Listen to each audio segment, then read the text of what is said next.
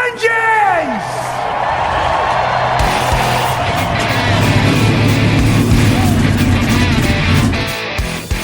Hit the pace car! What for? Because you hit every other damn thing out there. I want you to be perfect. When I'm driving, I got a guy on the radio who talks to me. Can you see him? He talks to me. Well, I wanna be a race car driver. Pretty girls eating from my hand, yeah. Wanna live a life of fun and danger. No sweating working for the man, alright. Well, I wanna be a firefighter. Cool headed when the heat is on, yeah. Save a baby from the burning building. Take all the blue sleepless sun, alright. No, he didn't slam you, he didn't bump you, he didn't nudge you, he rubbed you.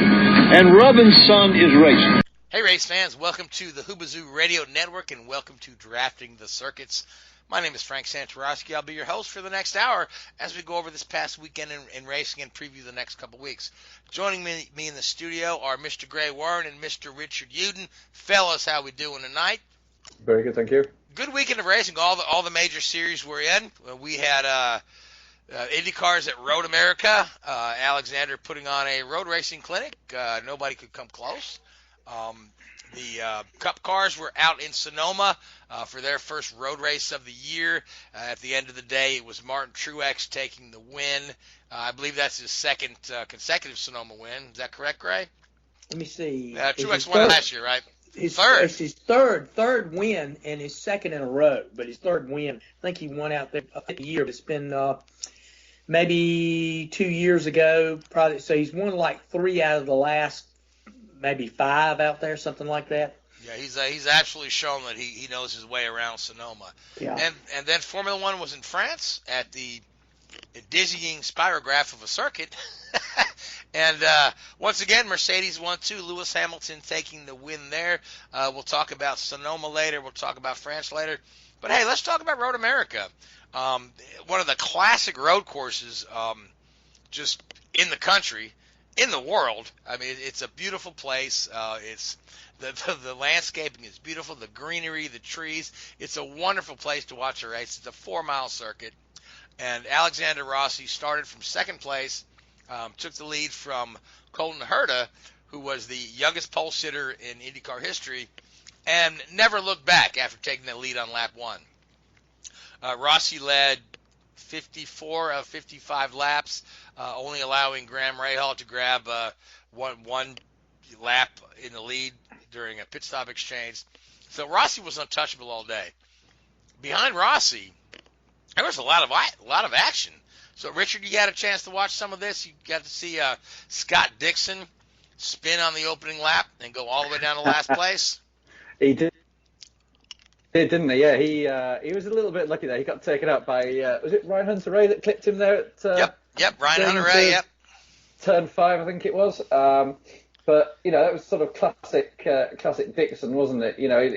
In a perverse way, he probably was like, yeah, come on, I can show what I'm made of now, and go out there and do his fuel mileage runs and take a car that's in last place and bring it back to, was it 5th he finished? I believe so. Yeah, I've got all the way into the top 5. Yeah, so yeah, that's exactly. I'm sure he didn't like being taken out, but it's probably like red rag to a bull, isn't it? It's an opportunity for him to show what he's worth. Yeah, really. I mean, he was passing cars left and right, putting up incredible lap times, saving the fuel, managing the tires, managing the strategy.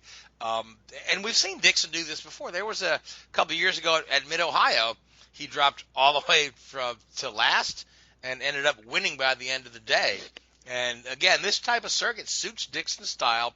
Dixon does not want to be the guy left out of this championship battle that is now only 7 points between Alexander Rossi and Joseph Newgarden. Newgarden 7 points ahead. Rossi taking his second win of the year to Newgarden's 3, but 7 point separation there. And then Dixon is 4th or 5th, nearly 100 points behind, but that's not enough to count Dixon out. I mean, he's always kind of if he gets more than 100 points behind, that's too much. So he's still where he feels he could be a factor in this thing. And then you've got the Will Power, Simon Pagenaud, and Takuma Sato all in the mix for this championship. But it looks more and more like it's going to come down to Rossi and Newgarden. Newgarden finished third on the day. His teammate Will Power was second, but they were both a half a minute behind Rossi. But there was some really good racing, really good action during the race. Colton Herta, in particular, had kind of an up-and-down day. Qualified on pole, nipped Rossi for the pole. He did a bit more than nip him, didn't it? It was a good half a second, wasn't it? I don't know if it was a half a second, but it was. He was the only one in that. I remember looking at the starting lineup. He was the only one in that time bracket that I saw. Anyway, 1 minute 42s or whatever it was. He was the only guy in the 42s. Yeah, so I don't know if it was a half second or but either way, he took the pole. But then Rossi was able to get that advantage. For some reason, Colton Herta started on scuffed reds. Now you have to run one sticker set of blacks and one sticker set of reds during the race. To start on the scuffs means you're going to have another run with the stickers later. I don't know if they were anticipating an early caution or whatnot, but the strategy just didn't work. And then, a couple laps into the race, Herta wasn't able to hold on to second place. He started going backwards. And then on his first pit stop, they couldn't get the fuel rig hooked up. And then he had an agonizingly long pit stop, which dropped him well back in the order. But then, like Dixon, he was able to kind of claw his way back up there and get close to the top 5 there by the closing stages of the race. But again, he's on the wrong set of tires, and then he's just going backwards again there at the end of the race. I think he ended up 12th. I'm not sure. I don't have the results in front of me, but it was, just for watching his driving, a pretty good show. Like Richard, you and I were talking, you can question his win at Coda a little bit as a strategy win, but to watch his talent on display here, both in the qualifying and in the race, although it didn't yield the result, you say there's pretty bright things in this kid's future. Oh yeah, the kid did good. A very impressive qualifying performance, and then going back in it out there with, an impressive drive given the circumstances with his car set up there. The as you mentioned, the tyre strategy was pretty unoptimal. I think is that a word? I know it is now. But it wasn't great for him. And he went out there and did what he needed to do. So you've got to give him credit for that. Right. And actually, he finished 8th. He didn't drop back as and even in as much as I had remembered. Yeah, but got to look it up. Yeah, but he was right up there near the in the battle for the 3rd, 4th. He was maybe closing on Joseph a little bit. And Graham was closing on Joseph. Yeah. So even in those last 4 or 5 laps, when his tyres were dropping off, he did really well to hold on to it and to carry on there. So, it was impressive, even though he was dropping back. Yeah, the kid did a good job. Now, another story that's just been floating around is just how bad the Foyt team is. And this is, this is, they've been pretty bad all year, but for some reason they've been getting called out a little more lately. Because I guess the bad is just has gone on too long, and again Tony Kanaan finished 21st, Matthias finished 20th. Both these guys in the race the whole time. The only guys behind them, Ed Jones had a miserable day, and Marco dropped out prior to half distance with a mechanical failure. So you're talking, these are the 2 slowest guys of the field, and they're not just the slowest, they're remarkably slow. And AJ was asked at Texas, and he said, we got to make some changes. But we've heard this for a couple years, and he ditched his whole driver lineup a few years ago, let Connor Daly and Carlos Munoz let them go, hired the Brazilian duo of Matthias and Tony. And they haven't done any better. So you got to assume the problem isn't the drivers; it's engineering. And I had read a thing where they've got like 2 engineers where other teams have 6. Yeah, I think it's funding. A lot of it boils down to funding for AJ's team. Well, I'm certain he doesn't have the budget that more than the Andretti's have, but you've got guys that are on small budgets. Take, for instance, our team, or even Dale Coyne's team. I don't know what the funding gap is, but I do not think that A.J. Foyt is the least funded team on the thing. I just think it's a matter of management, direction, morale in the shop, and certainly engineering first and foremost. So. But it's Tony Kanaan has been very vocal because a lot of folks are saying, well, TK, time to retire. And Tony has been kind of biting back at some folks. And no, I'll retire when I'm ready on my terms. But my gosh, it doesn't look good for Tony or for Matthias, who was so impressive in his rookie year, working with what he had to work with. Let's talk about the Carlin team and. Patricio O'Ward, was back in the Carlin car after it was kind of announced that his funding had dried up, and they were going to put somebody else in the car. But I guess they just don't have somebody else right there to put in the car.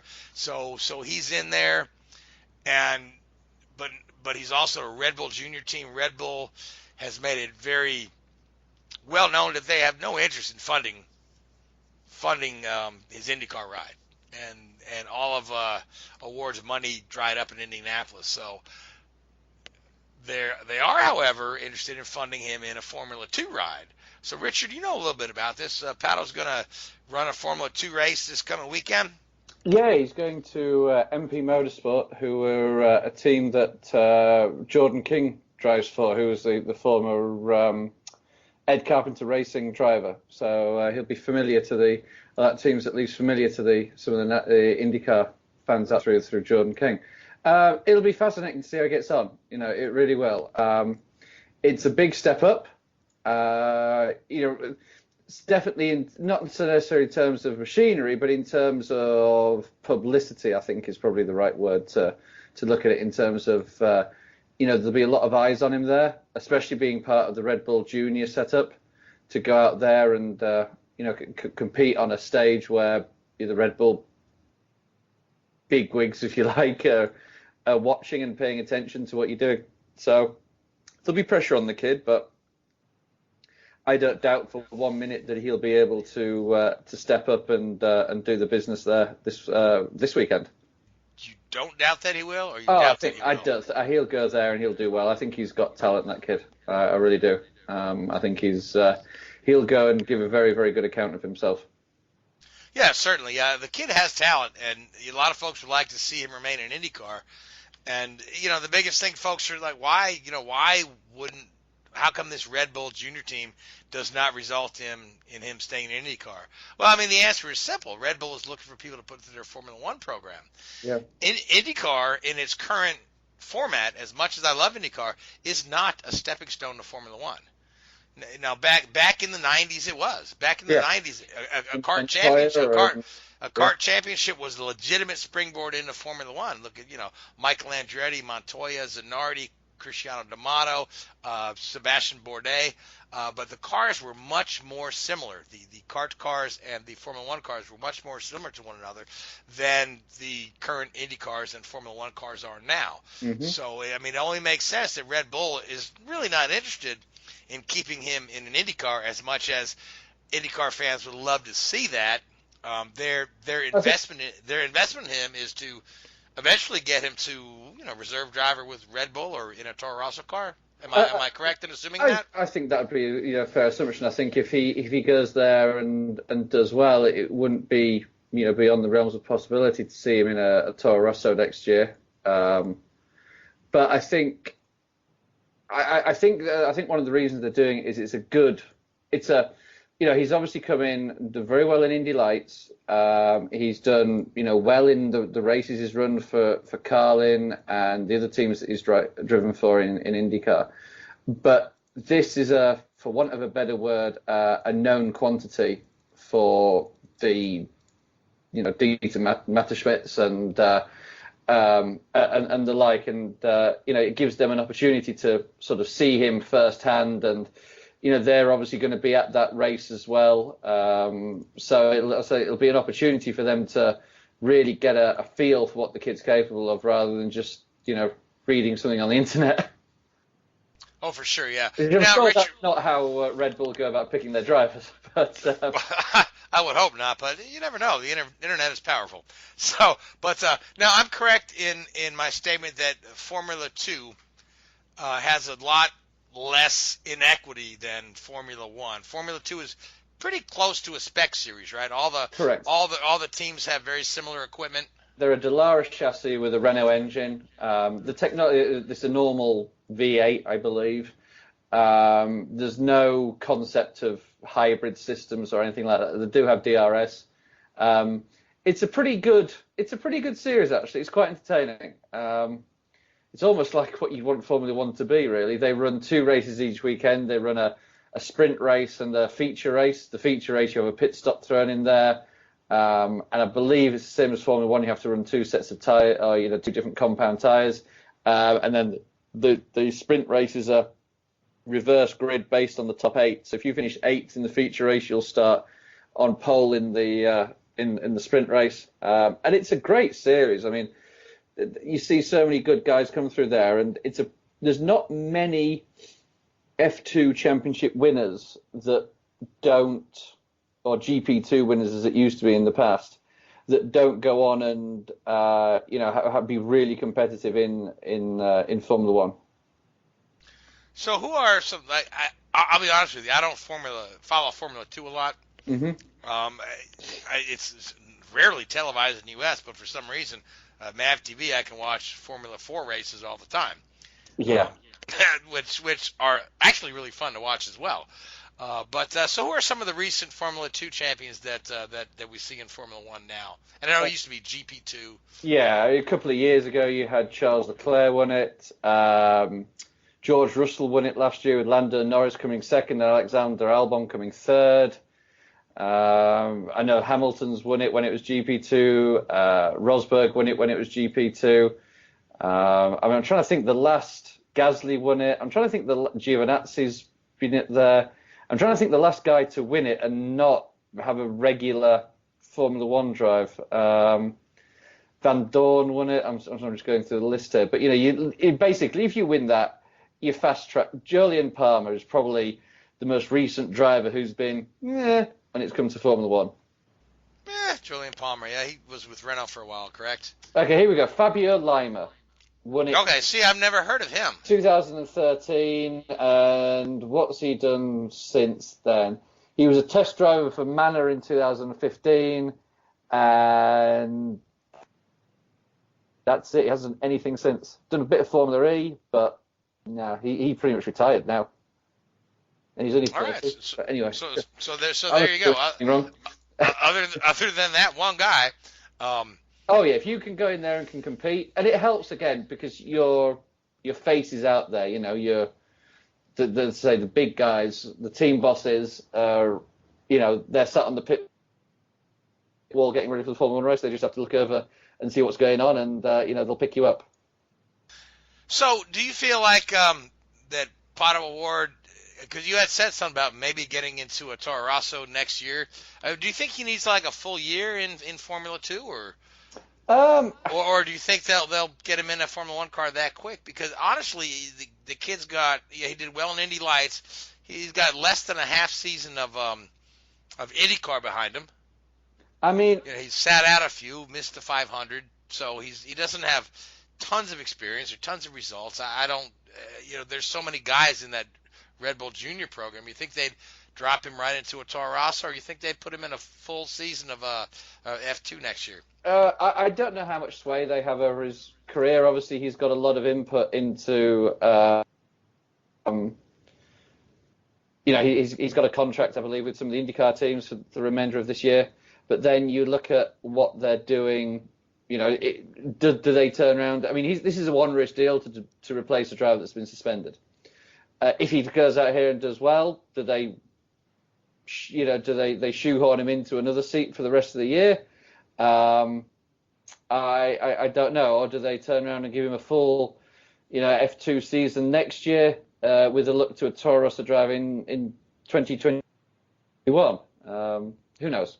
But it's interesting, and the kid deserves it without any doubt. Kid really does deserve it. Interesting, yeah. And we can also talk about interesting is, speaking of where people are going to be next year, it seems like the whole silly season hinges on what Alexander Rossi is going to do. Rossi's contract is up. Yeah, that's especially. well known. Yeah, and Andretti feels like he's said he's pretty confident he'll be able to retain Alex. Which if he retains Alex, pretty much everything stays as is. There's not going to be a lot of more shuffling there. But it seems like everybody wants to put Rossi in a Penske car. Every journalist, every armchair, race car driver, everybody except like Roger Penske and Tim Cindric, who have been kind of mum on the subject. And it's quite well known that Cindric is not a fan of the 4-car team. They had the 4-car team for a while, and then they ended up farming off Elio to sports cars to get back to that 3-car team where they feel like they work a bit more efficiently. So everybody is, we're going to have Rossi in a 4th car, or and then Colton Herta is going to jump into Rossi's ride at Andretti, or Roger's going to sign Colton Herta, and Rossi's going to stay put. So I don't see Penske expanding, right? But I also hear rumblings from some folks that actually work within the Penske organization that maybe something is in the works. So this will all be interesting to see how it plays out. But now, Richard, you had a few comments on this before we went on the air. You said you don't see Rossi staying with Andretti. So what are your thoughts, and why do you feel that way? My just opinion is, at the end of the day, the guy's good. The guy is seriously good. He's up there, obviously, with the top 3 or 4 guys in the series. If he was going to be there next year, they'd have a contract. I know there's not a lot of cash flowing around in IndyCar like there is some of the other series, but if you're going to get a kid in a car that good, you're going to find money, and that money will be available now. I just think it's very, very difficult to comprehend that they're not going to have that deal done. I don't know. I mean, there was 2 weeks ago we were talking about it going off to Ganassi to replace or to drive the 10 car. Who knows? But I just can't see him at Andretti, which would be a shame for the team, or for the Andretti team, because I think he's a very, very good driver, obviously, and they're a good setup, and they've done very well with him. But I think for his career, I think he's if he, I don't know what his aspirations are. Are his aspirations to get back into Formula One? I don't know, but if they are, last I heard, he had no interest in going back to Formula One. But you never know. Stick a big enough check under the kid's nose, and they'll be there before you know it. But depends on the opportunity, because he had said he much prefer to be in a situation where he can win than run in the manner at the back of the pack. Now, put a Mercedes or Ferrari money in front of him, and then might be a different story. Now, Gray, you want to jump in? Yeah, you talk about Penske is the flagship team of IndyCar. I don't care, what way you slice it. I mean, Ganassi's and Andretti, they've got good cars, they've got good drivers, but Penske always seems to pluck the best.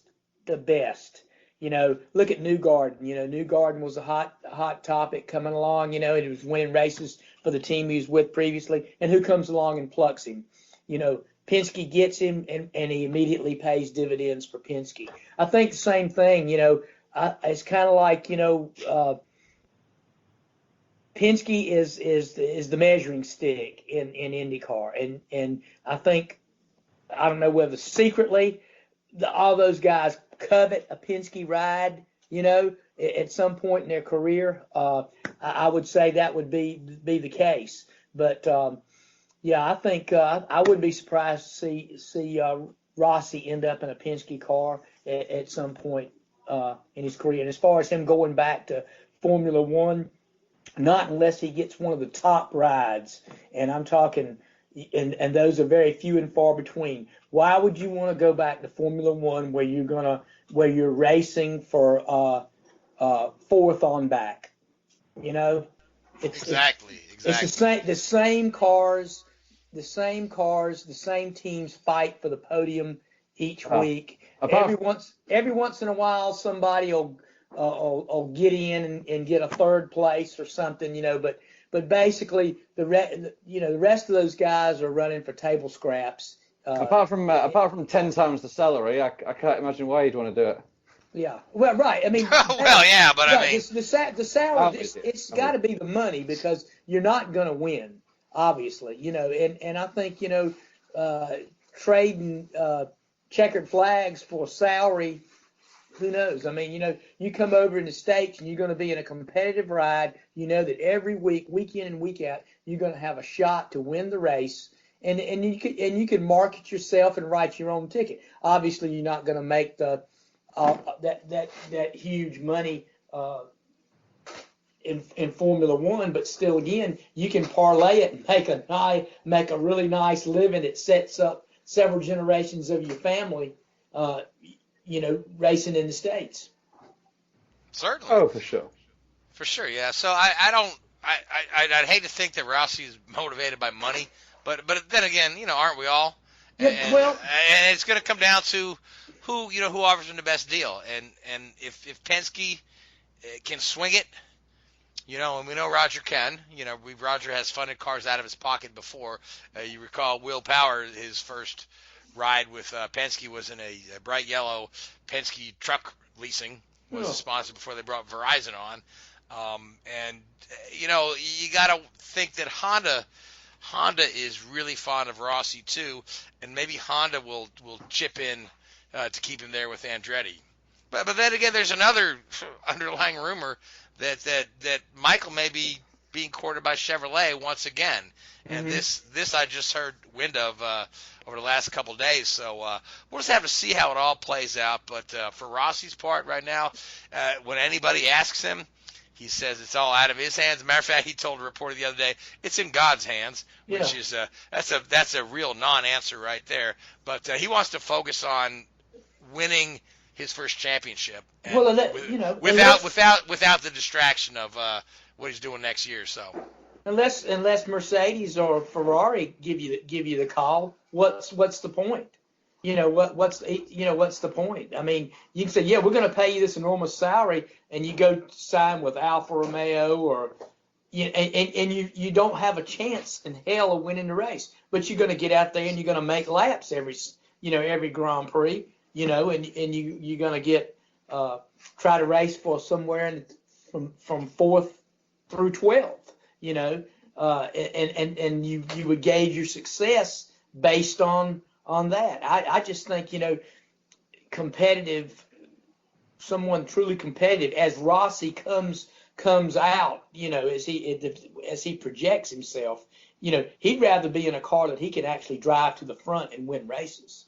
That's my feeling. That's what I get from him. I just don't see him, taking a ride like Lance Stroll or somebody and just, riding around, Oh, I agree, yeah. And he truly loves the IndyCar series well. He loves the atmosphere in the paddock, and he gets along well with his competitors, and he gets along well with his engineer. So, I mean, he's got a very happy situation right now. And he's a fierce competitor. You look at Look at his driving style. And, I mean, he gets at – and in some of the races, he obliterates the field. I mean, he's up there. And then, of course, sometimes he gets criticized for his driving style. But there again, he's fiercely competitive, and he goes to the front. He gets everything he can out of his car.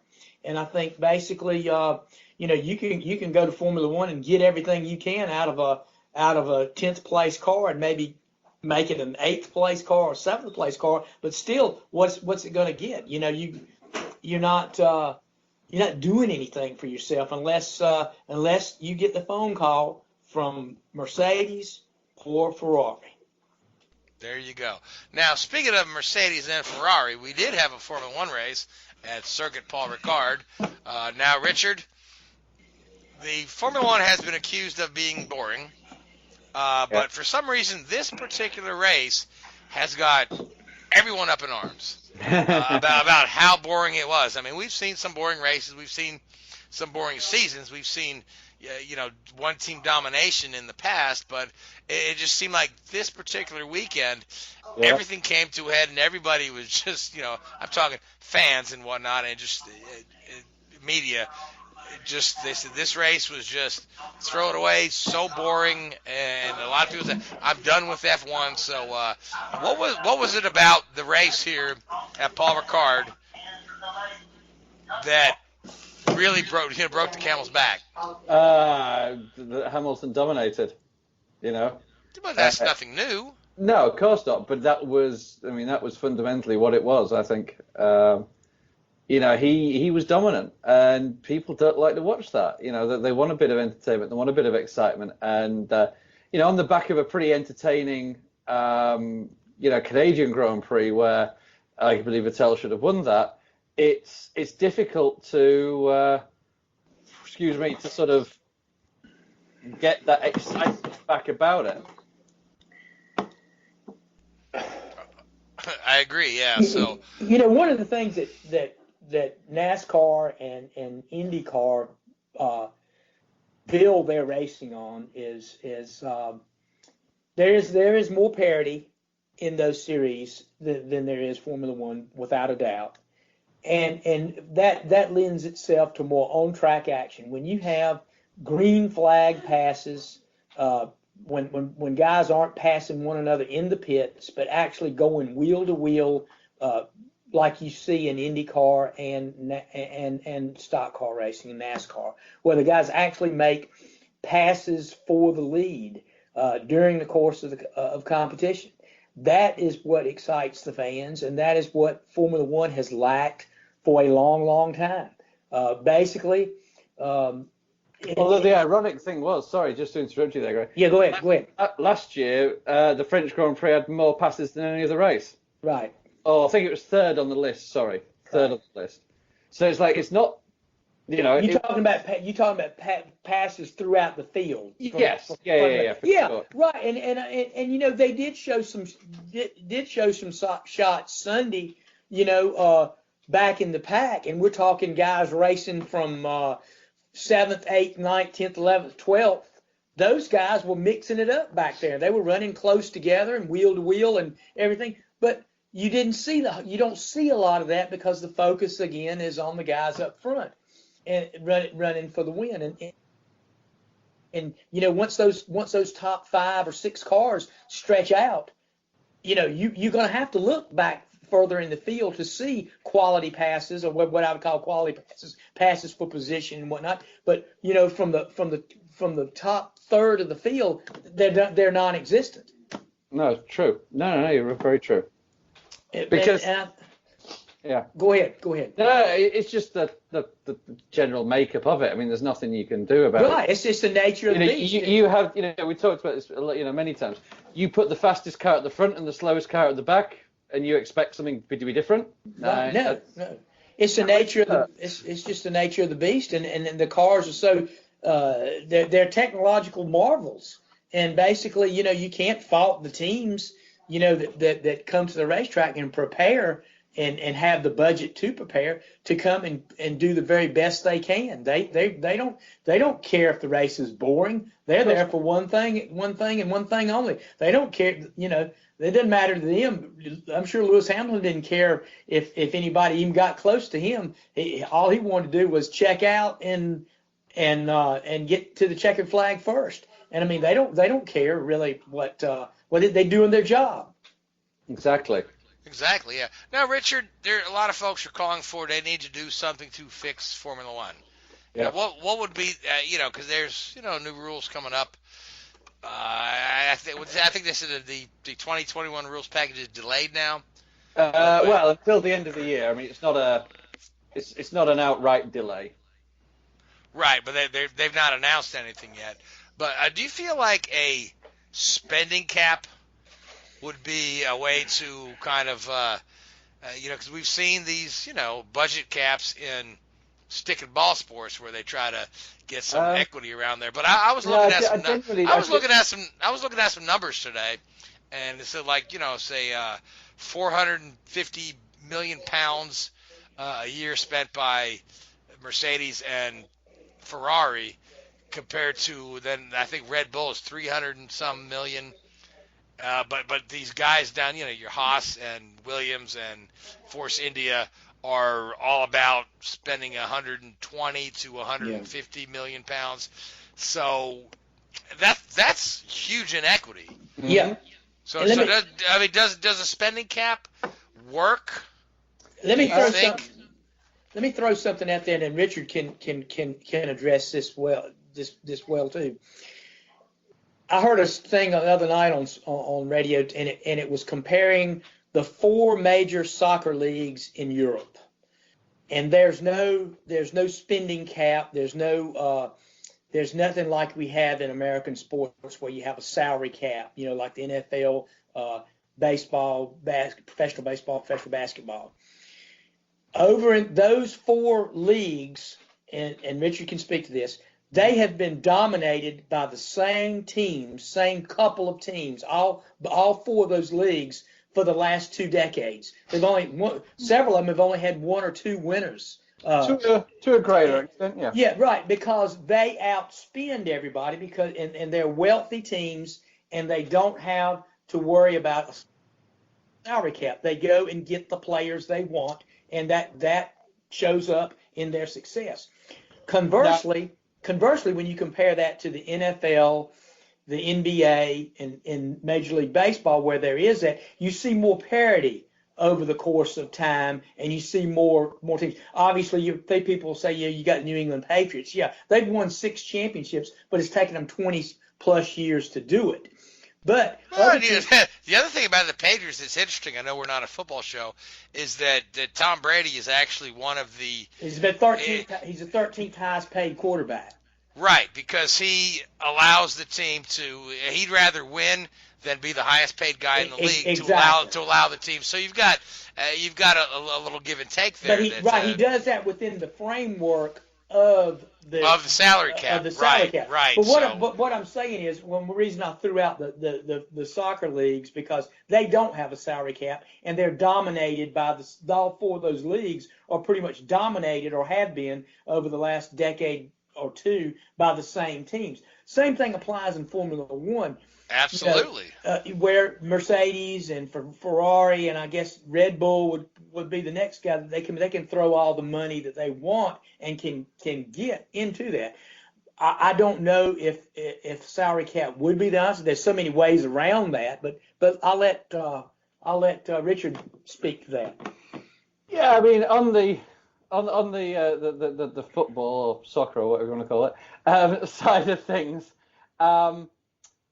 There is now a new rule called financial fair play, where teams to spend, or they can only have a certain or a maximum amount of debt per season compared to their income. But that's a new thing. That is a new thing. Yeah, that's come about. Yeah, correct. And it's probably been come about because of what we've seen take place in the last decade or so. To a certain extent, yeah. But you see, one of the problems you've had in European sports, especially the soccer leagues, are teams coming in, or owners coming in from especially the Far East, the Dubai, Qatar, Saudi Arabia, places like that. Oil money. Yeah, oil money, and buying the teams up. And it's, the problem with that is it's inflated the markets on player transfers and made it very hard for the smaller teams to compete. I think if you do the same in Formula One, it's very, very difficult because there's lots of ways around the cap. A lot of these teams now have, advanced engineering groups. Williams is a prime example. They have, McLaren and even Red Bull have, an advanced engineering arm. So what you see a lot of is these. They can move money around between those teams and, or between those companies. So Red Bull Advanced or Red Bull Technologies or whatever they may be called, they'll go out and they'll design and develop a gearbox at so many $100 million or whatever it costs to develop the gearbox a year, and then they'll sell it to Red Bull Technology for $10,000. So there's this, that's where they sort of play the game, for want of a better word. Right. Yeah. And sort of, I wouldn't say it's unethical, but it's probably not in the spirit of the sport, is it, that they do that? But they can do it. That's how the rules are written. Now, I don't know what the fundamentals are of this new cap, but I did read an article, but that was, it had input from Cyril, I can't pronounce his surname, I'm afraid, the head of Renault Sport, saying, well, if we put this cap in of $200 million or whatever it may be, we're going to have to spend more money than we do right now to be competitive. So, at the end of the day, the teams with the money are still going to have the money. It's very difficult to take that away from them. So you can't take infrastructure. You can't take infrastructure away from them that they have acquired and accrued over the years. I mean, obviously, they're still going to have that to go. They may not have as much, money coming in, but they still don't have. There's things they don't have to buy. Stuff they already have. Exactly. Right. You look at McLaren. They announced over the weekend that they're going to be building a new wind tunnel at their technology centre. Well, I mean, that technology centre is only 10 years old, and they're building a new wind tunnel there already. They've been using the one out in Cologne that Toyota built when they had their Formula One project. Mm-hmm. So, I mean, there's a lot of money being thrown around on, silly things. And again, if the teams have the money, they're going to spend it.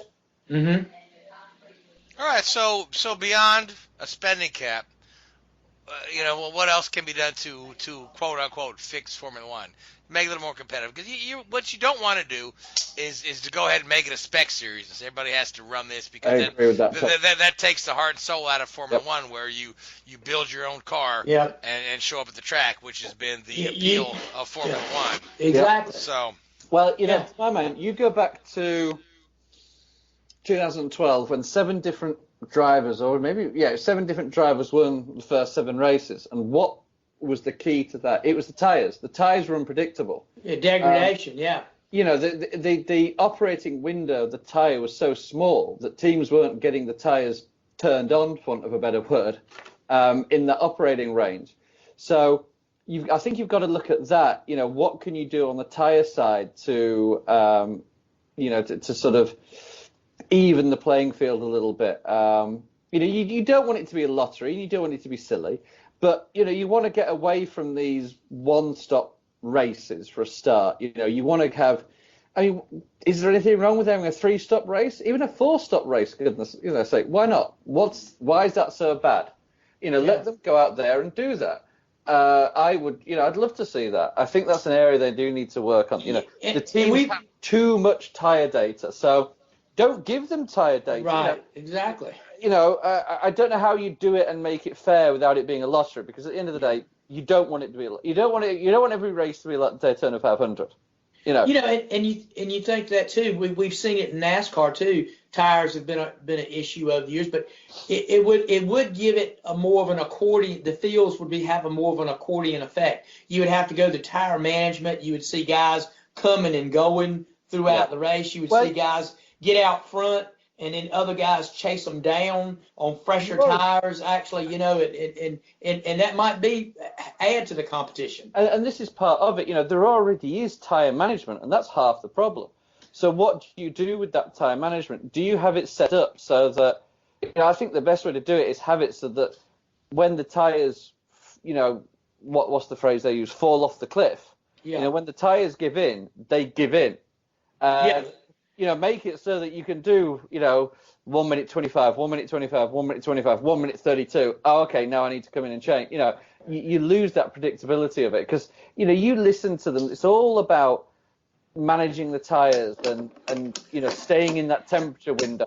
Here's one for you. Okay, this is what you do. Take away tire temperature sensors. Mm-hmm.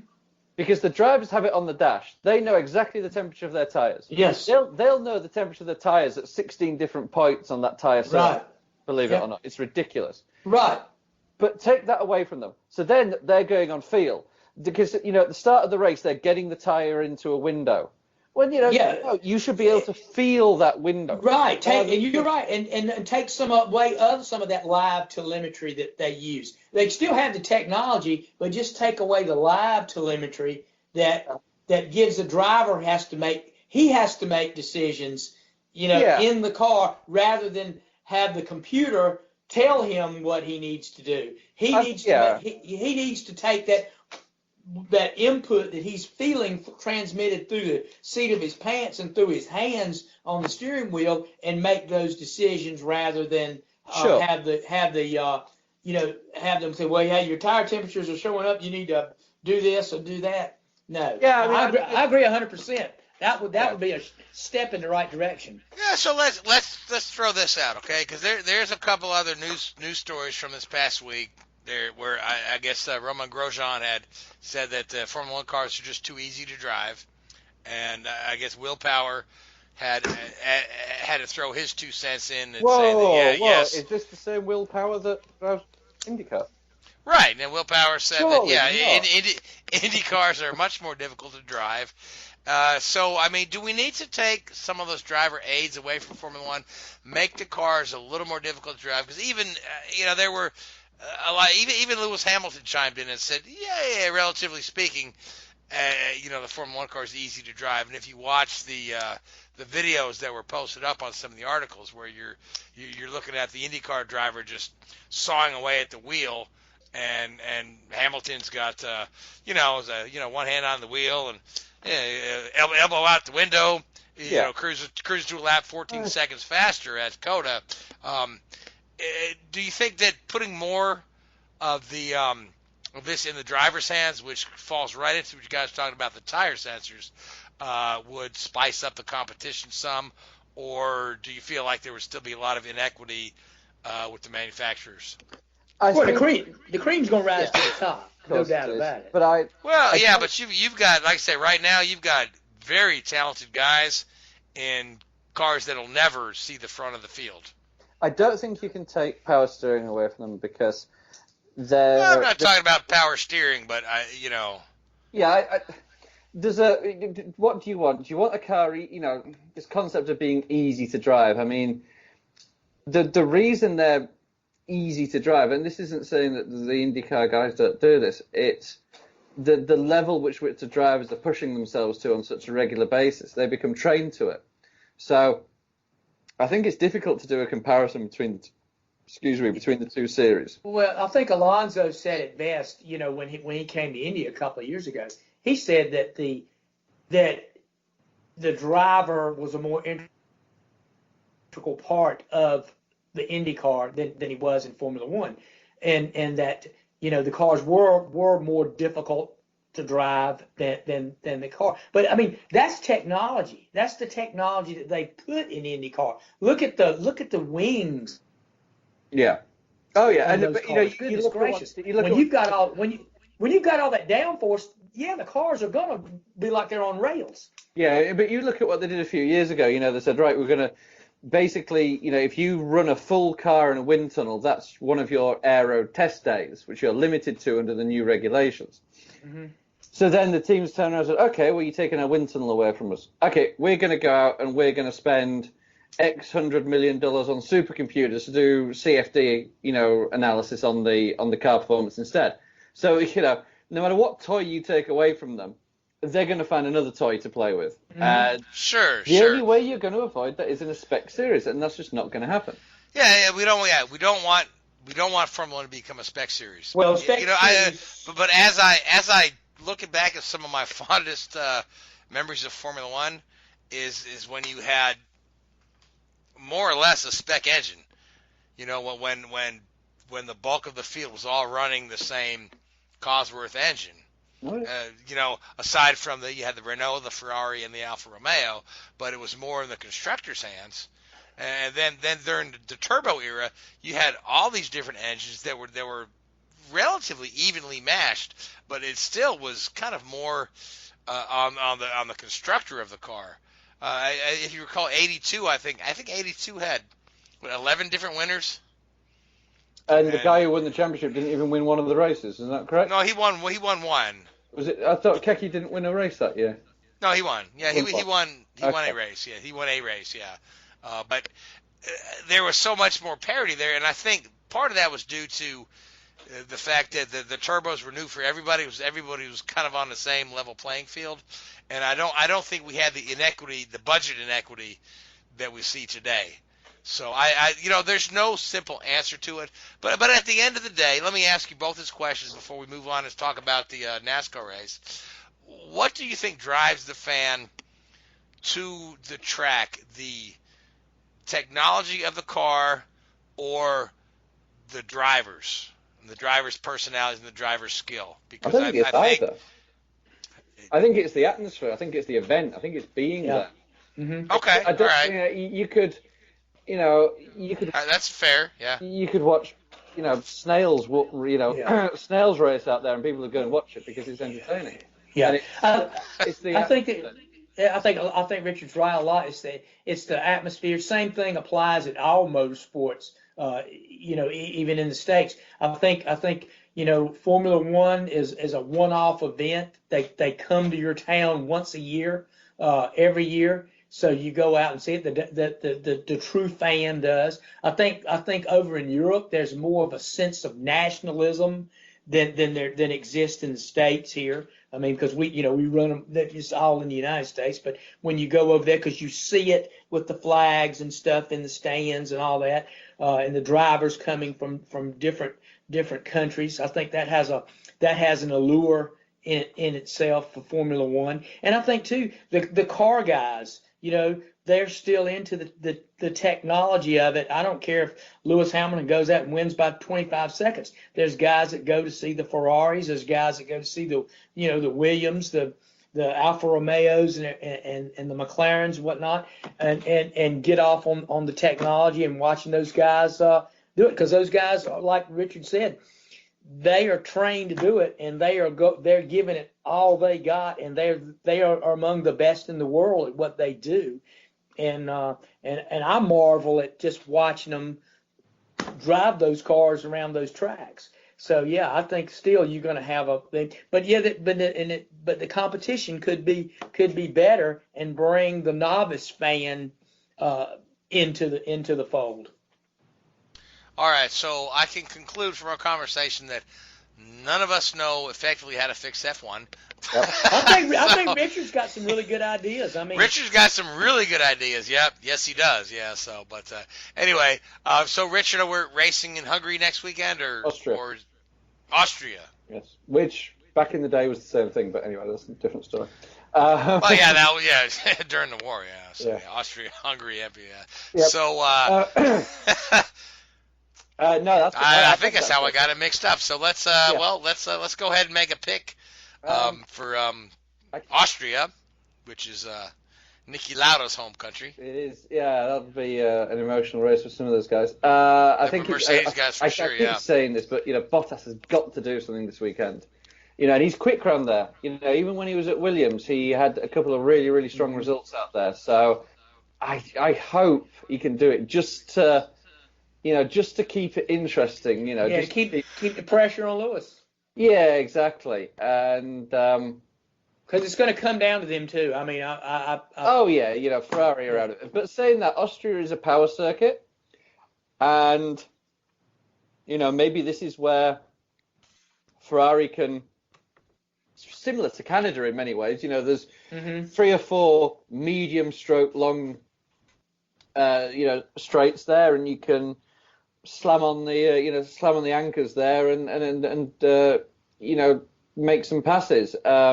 Ferrari have said that they're maybe taking a little bit of a different tact. So rather than just looking purely at horsepower, they're going to be increasing some of the downforce on their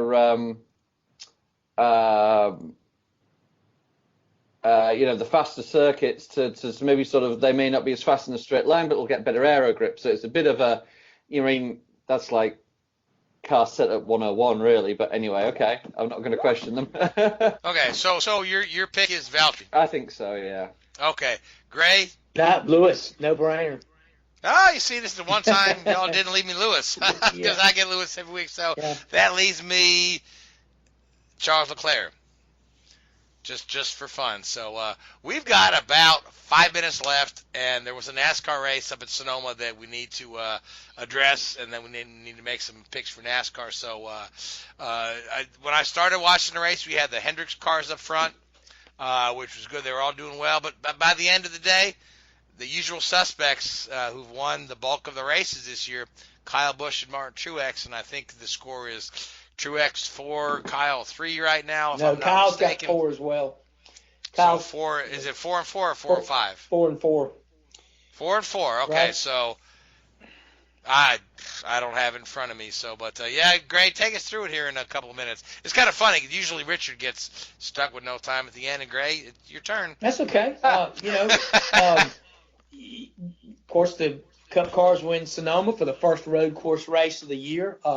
This year, NASCAR went back to the carousel. They abandoned the carousel, I believe, in 1998 or something. So they had a big celebration. I believe this was the 50th year of racing at Sonoma. It used to be called Sears Point back in the day, but so to do that, they brought back the carousel, which I always enjoyed the carousel going out there. Years it added an extra couple of turns. The race, they'd shortened it up some, when it had shortened the track, but made the race 110 laps, and they went back to 90 laps now with the to give it the same distance by adding the carousel in it. And I always liked that, but the race did come down to Martin Truex, like we talked about early in the opening of the show. It was his second win in a row at Sonoma, his third in the last 5 years out there, and he joins Jeff Gordon as the only back-to-back winner at Sonoma in the history of Cup racing out there.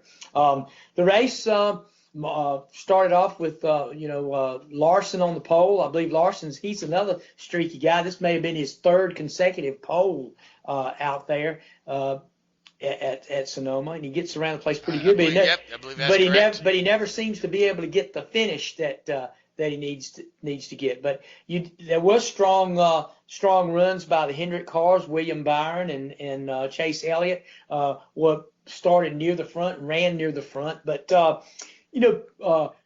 the 19 Truex and the 18 Kyle Busch sort of used a little bit of strategy there to kind of position themselves for the race. Truex had a really good fast car throughout most of the race and was near the front all the time, but he gave up stage points looking at the big picture. He would come in and pit before the stage end, which actually put him back restarting at the front or near the front at the beginning of the next stage, and he parlayed that strategy into being able to stretch out at the end. And down toward the end, he and Kyle Busch had separated themselves from the field.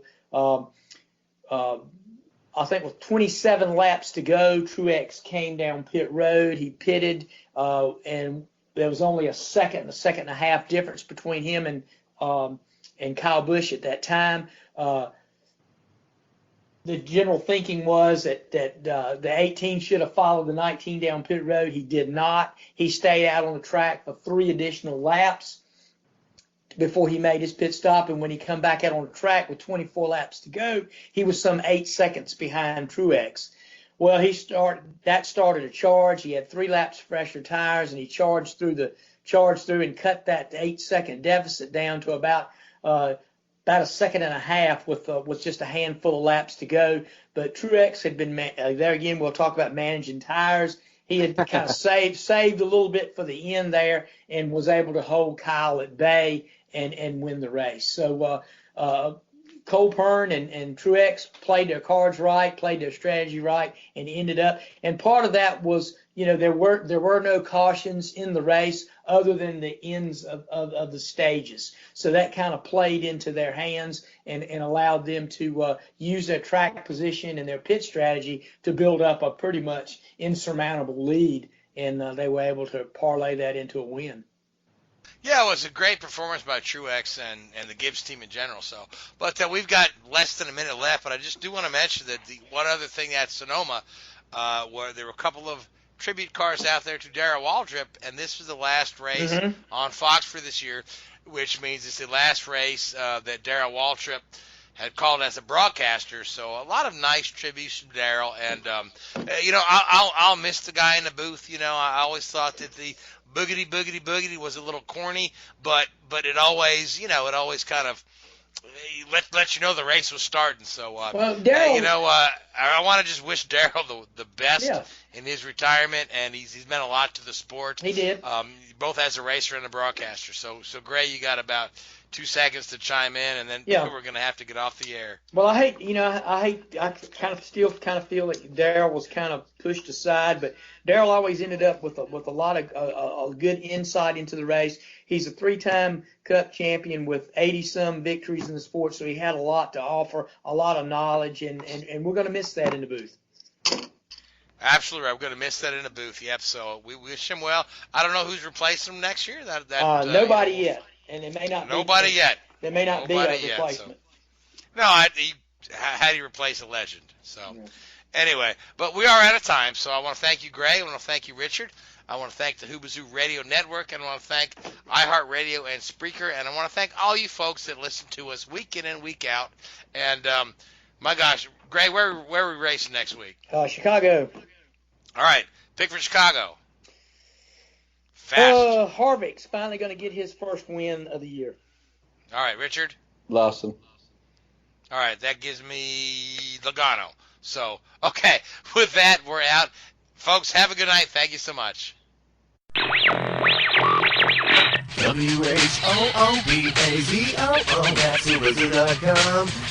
Enter website, enter website, enter website, enter website.